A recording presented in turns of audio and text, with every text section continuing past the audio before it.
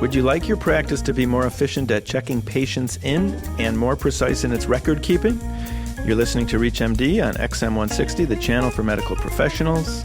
Insurance claims denials and the process of fighting them can be a time-consuming, money-draining aggravation for any practice.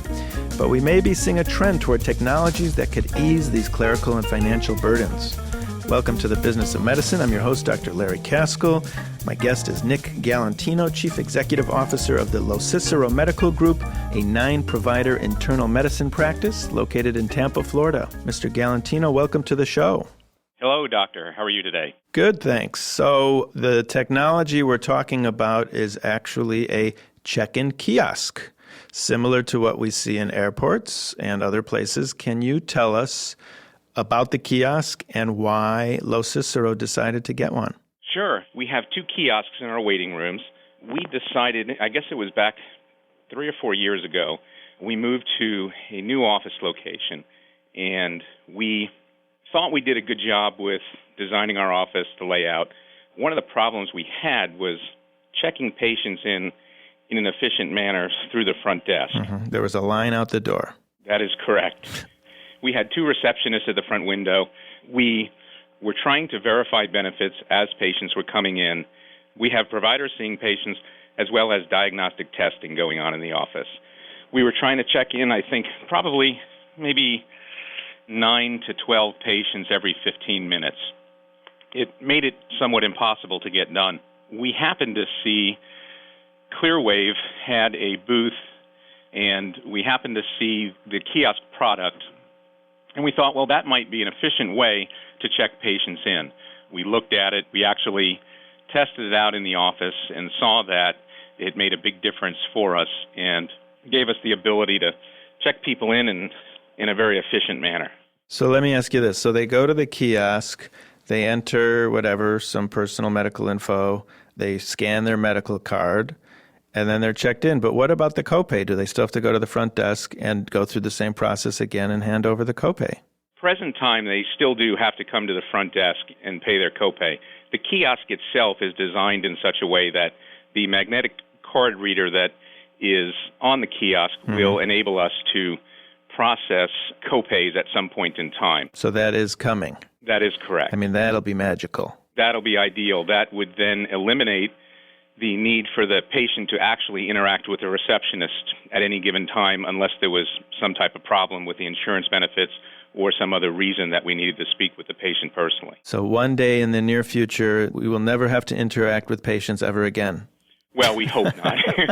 One of the jokes we always say is, practicing medicine is a great job if it weren't for the patients. There you go. So how long have you been using the kiosk? We've been using the kiosks just about 3 years when we did the implementation. I assume the kiosk ties in with practice management software, and I assume it ties in with only certain practice management softwares. That's correct. We use an electronic medical record in our office that has a practice management component to it. When patients do check in the kiosk, Clearwave offers a service so that the information can be interfaced directly with the EMR or the EHR. I think they're doing it on a case-by-case basis and writing the interface. I believe it's in an HL7 format. And so may I ask what practice management software you use? Sure. We are using Eclipsys Peak Practices. Okay. And what kind of hiccups did you have for the first 3 years getting them to talk to each other? That process actually went fairly smoothly once we fully implemented it. And really all we were looking to do was to be able to show the patient in a checked-in status in the EHR and also just verify or populate the demographic information, the patient's name, date of birth, social security number, and health insurance information. But once we got the system online, really it's been fairly seamless. And then what happens, Nick, if there's a denial? What if the kiosk says, this does not compute, this does not compute? What happens is our receptionist has a web portal that's open on a secondary screen or monitor at her desk, and she's actually seeing people check in, fill their information out. The system itself sends the information out to a clearinghouse once the patient is done in the form of, I think it's a 270 inquiry, to use a term of art in the insurance business, and we get back what's called a 271, all in a HIPAA-compliant environment.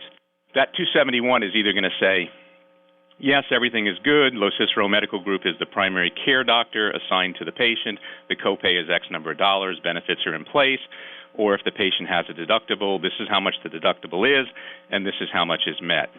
Or it's going to say, no, sorry, there's no benefits available at this time, or it may say we're not the primary care provider if it's an HMO that requires a gatekeeper. In that case, the receptionist will call the patient to the window and explain to them the problem we've had with the insurance. Sometimes it's a matter of the patient actually presented us an old insurance card. We can reprocess the insurance information from the inside of the system so the patient doesn't have to go back to the kiosk. Sometimes we've seen the patient has actually typed in a wrong date of birth, so when the benefits go out to be verified, the system can't get an electronic match. We then just update that information, resend out the 270, and then the 271 comes back approved. If for some reason the patient does not have insurance, which sometimes that does happen, we just explain to the patient that they would need to pay for the services upon conclusion of the office visit. Gotcha. If you're just joining us, you're listening to The Business of Medicine on ReachMD XM160, the channel for medical professionals. I'm Dr. Larry Kaskel, your host, and my guest is Nick Galantino, Chief Executive Officer of the LoCicero Medical Group in Tampa, Florida, and we're talking about self-service kiosks that run insurance eligibility checks for our patients. Nick, are most of the major insurance companies aligned with these devices, or let's say is Blue Cross Blue Shield not participating? You know what? We found that most of them are. Actually, all of the major insurance companies are. You know, here in Florida, when I say major insurance companies, we're talking about Blue Cross, Cigna, Aetna, Humana, AvMed, and they all participate. We haven't really had very many problems with coverage on any particular insurance. Mm-hmm. Medicare participates. So I think there may be as many as 1,000 different insurance companies once you get down into some of the smaller independents that actually we can verify benefits on. And then you mentioned something about a magnetic strip. How does the person get that strip on their card? Sure. I think that probably in the last 6 months to a year, particularly Blue Cross has been doing it, United has been doing it, I think Aetna. The new insurance cards that they're issuing do have a magnetic strip on the back of the card, and it contains personal information for that patient, and so that magnetic strip can be swiped through the card swipe that's attached to the kiosk. The system will actually read the patient's health benefits, load in the date of birth, have the patient's address all preloaded into the system. So really the patient walks up to the system, pushes a button to just start the process, swipes their card, everything populates in the system, and the patient just pushes a button to confirm that it's accurate, and so it eliminates probably 3 or 4 screens of data entry. Mm-hmm. I assume when you did this, you were looking to cut costs, obviously, from having back office chasing down denials. And so the question is, what has been the return on investment from using these kiosks? Well, I tell you, as I stated up front, we weren't even looking at, now.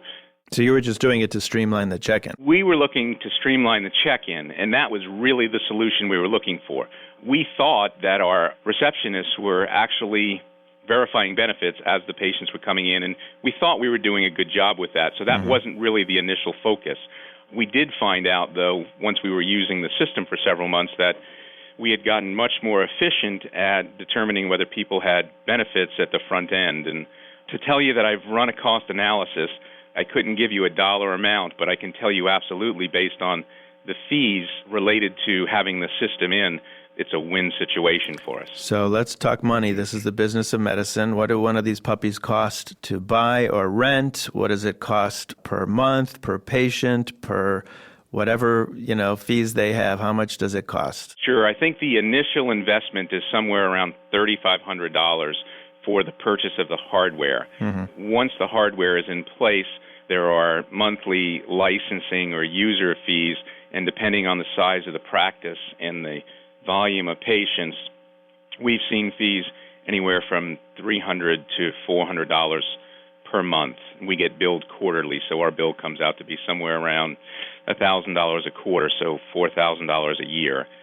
If you think about the expense of seeing people without verifying benefits or seeing people that have large deductibles and not collecting their deductibles up front, those numbers add up fast. If you have, depending on the type of practice you have and whether you're doing procedures or not, in our office for an internal medicine visit, and we may do ultrasounds or some blood work on a patient, we could have as many as $400 or $500 in charges in any one given day, right. 2 or 3 patients, and we're already covering the cost of the kiosk. Nick, in your group, does your software allow you to also do real-time adjudication? With the kiosk or with our EHR? Just with your EHR. It does, right. We can see whether the claim is going to be paid and at what rate it's going to be paid at. So if someone checks into the kiosk and they have a high deductible, are they going to see something in that screen saying you may have to pay up to, the entire visit today, or how does that work? Right now, our system is not programmed to do that, but the way we handle it is the receptionist is going to take a look at the check-in and that $271 and see that there is a high deductible and see how much of it's been met. And then the patient would be called up to the window, and in a discreet way, we'd explain to them that they have a deductible that's not met and they'll be responsible for their services. And most of the time, the conversation at that point ends there. And then by the time the patient checks out, we would know what services were rendered.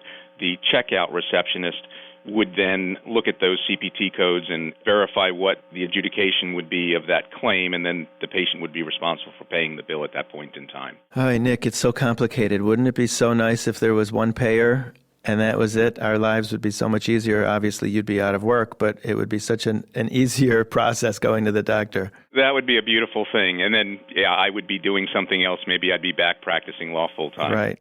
Are there other companies that offer the kiosks, and did you look at them, and why did you choose the one you chose? There are other companies. Actually, I think at the time we saw 2 other companies back 3 years ago. Since that point in time, there may be 1 or 2 others that have entered the market. And then along with those freestanding kiosk solutions, a lot of EHRs offer their own kiosk that's actually built right into their EHR.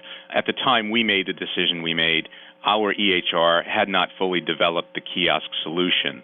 So that was the reason we didn't work with our EHR. But I think that probably the place to start for anybody interested in a kiosk would be to look at the EHR they have and look at their solution. That obviously would be the most integratable environment to be in. But if it is not available, or you want to look outside because some of the functionality may not be what you need or want it to be, there are several on the market, as I said. And when we looked, I think that there was actually a company, we're here in Tampa, Florida. There was a company local in Florida out of Orlando, and their solution, I think, was not integratable with our software, if I remember correctly. So that was the reason we didn't make that decision. I know there's another company. I'm going to butcher the name, so I'm not going to say it. But they're out of Wisconsin. Actually, that one company already has the functionality available to adjudicate charge card transactions or debit cards. So they're probably a little further along than Clearwave is in that regard. Last few questions, Nick. How are the patients responding to it? Do they like it? Are they annoyed by it? Do they miss the human interaction? The patients are responding surprisingly well. We've now been using it for 3 years, so obviously our regular patients have gotten used to it. When we get new patients into the practice, very rarely do we get people complaining about having to check in that way. We always make sure we keep the receptionist close to the front window. They smile at people and they greet them, so at least there's a human acknowledgement. Right. When we started out, we thought that, maybe some of the elderly patients we have, because we're an all-adult practice, and probably 20% of the patients are over 65.